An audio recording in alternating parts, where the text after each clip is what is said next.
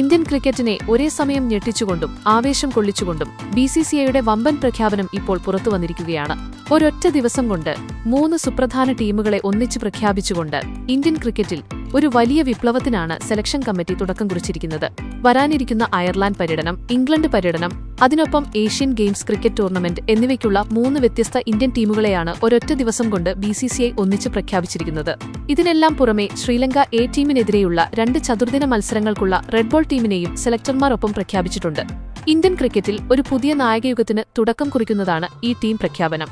Indian T20 ടീമിന്റെ പുതിയ നായകനായി സ്റ്റാർ ബാറ്റർ ശ്രേയസ് അയ്യരെ BCCI ഔദ്യോഗികമായി ചുമതലപ്പെടുത്തി കഴിഞ്ഞു. അതേസമയം റെഡ് ബോൾ ടീമിന്റെ നായകസ്ഥാനം യുവ വിക്കറ്റ് കീപ്പർ ബാറ്റർ ധ്രുവ് ജുറേലിനാണ് നൽകിയിരിക്കുന്നത്. ഇന്ത്യൻ ക്രിക്കറ്റ് ടീമിന്റെ തലപ്പത്ത് വലിയൊരു വിപ്ലവത്തിനാണ് BCCI ഇതോടെ തുടക്കം കുറിച്ചിരിക്കുന്നത്. ഈ വമ്പൻ പ്രഖ്യാപനത്തിലെ ഏറ്റവും വലിയ സവിശേഷത എന്താണെന്ന് വെച്ചാൽ അയർലാൻഡ്, ഇംഗ്ലണ്ട് പര്യടനങ്ങളിൽ മാത്രമല്ല, വരാനിരിക്കുന്ന ഏഷ്യൻ ഗെയിംസ് ക്രിക്കറ്റിലും ഇന്ത്യയെ നയിക്കാനുള്ള ഭാരമേറിയ ദൗത്യം ശ്രേയസ് അയ്യരെ തന്നെയാണ് BCCI ഏൽപ്പിച്ചിരിക്കുന്നത്. 3 ഫോർമാറ്റിലും ഒരേപോലെ നായകനായി ശ്രേയസ് എത്തുമ്പോൾ പുതിയ വൈസ് ക്യാപ്റ്റനായി നറുക്കുവീണിരിക്കുന്നത് തിലക് വർമ്മയ്ക്കാണ്. ഇതിനൊപ്പം ലോകമെമ്പാടുമുള്ള മലയാളി ക്രിക്കറ്റ് ആരാധകർക്ക് വലിയ രീതിയിൽ ആഘോഷിക്കാൻ വക നൽകുന്ന മറ്റൊരു സുപ്രധാന വാർത്ത കൂടിയുണ്ട്. നമ്മുടെ മലയാളി സൂപ്പർ താരം സഞ്ജു സാംസൺ പ്രഖ്യാപിക്കപ്പെട്ട 3 പ്രധാന ടീമുകളിലും ഇടം നേടിയിട്ടുണ്ട് എന്നതാണ് അത്. സഞ്ജുവിന്റെ ഈ 3 ടീമുകളിലെയും സാന്നിധ്യം ടീമിന്റെ ബാറ്റിംഗ് നിരയ്ക്ക് വലിയ കരുത്താകുമെന്നാണ് ആരാധകരും ക്രിക്കറ്റ് നിരീക്ഷകരും ഒരേപോലെ വിലയിരുത്തുന്നത്. എന്തുകൊണ്ടാണ് ശ്രേയസ് അയ്യരെ തേടി ഈ വലിയ നായകസ്ഥാനം ഇപ്പോൾ എത്തിയത് എന്നതിനെക്കുറിച്ച് ഇന്ത്യൻ മുഖ്യ സെലക്ടർ അജിത് അഗാർക്കർ തന്നെ കൃത്യമായ വിശദീകരണം നൽകിയിട്ടുണ്ട്. IPLൽ ക്യാപ്റ്റനായി വിവിധ ടീമുകൾക്കൊപ്പമുള്ള ശ്രേയസ് അയ്യരുടെ മികച്ച പ്രകടനവും അതിനൊപ്പം ഇപ്പോൾ താരം ആഭ്യന്തര ക്രിക്കറ്റിലും അന്താരാഷ്ട്ര തലത്തിലും തുടരുന്ന തകർപ്പൻ ഫോമുമാണ് അദ്ദേഹത്തെ ടീമിന്റെ അമരത്ത് എത്തിച്ചതെന്ന് അഗാർക്കർ തുറന്നു പറഞ്ഞു. കഴിഞ്ഞ കുറച്ചു വർഷങ്ങളായി വ്യത്യസ്ത ഫ്രാഞ്ചൈസികളെ നയിച്ചുകൊണ്ട് ശ്രേയസ് അയ്യർ എന്താണ് ചെയ്തതെന്ന് നമ്മൾ നേരിട്ട് കണ്ടതാണ്.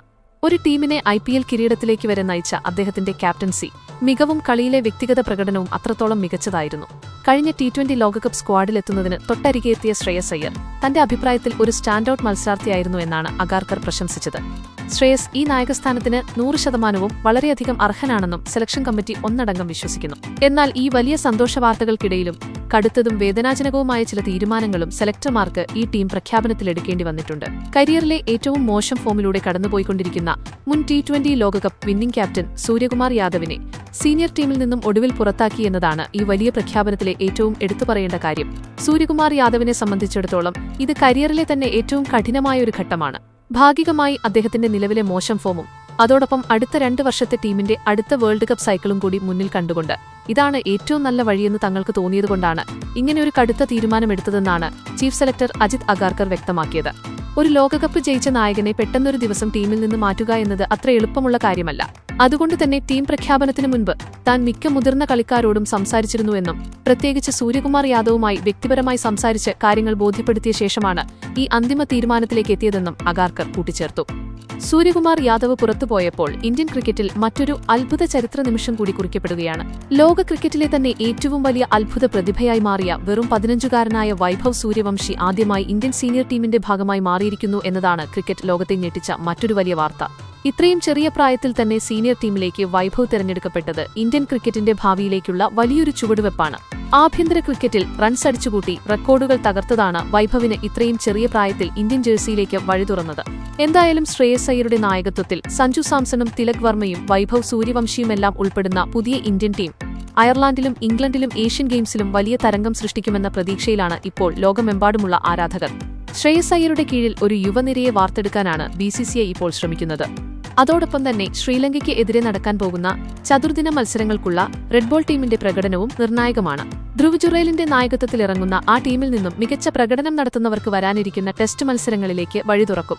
എന്തായാലും ഇന്ത്യൻ ക്രിക്കറ്റിനെ പിടിച്ചുലച്ച ഈ വമ്പൻ തീരുമാനങ്ങളിൽ നിങ്ങളുടെ അഭിപ്രായങ്ങൾ എന്തൊക്കെയാണ്? നമ്മുടെ സഞ്ജു സാംസൺ 3 ടീമിലും തകർപ്പൻ പ്രകടനം പുറത്തെടുക്കുമോ? ഫോം ഔട്ടായ സൂര്യകുമാർ യാദവിനെ മാറ്റിയത് ശരിയായ തീരുമാനമാണോ? നിങ്ങളുടെ വിലയേറിയ അഭിപ്രായങ്ങൾ താഴെ കമന്റ് ബോക്സിൽ രേഖപ്പെടുത്താൻ മറക്കരുത്. ക്രിക്കറ്റ് ലോകത്തെ ഏറ്റവും പുതിയ വാർത്തകളും കൃത്യമായ വിശകലനങ്ങളും വേഗത്തിൽ അറിയാൻ ഫാസ്റ്റ് ക്രിക്കറ്റ് മലയാളം സബ്സ്ക്രൈബ് ചെയ്യാൻ മറക്കരുത്. അടുത്ത ഒരു ക്രിക്കറ്റ് വാർത്തയുമായി വീണ്ടും കാണാം.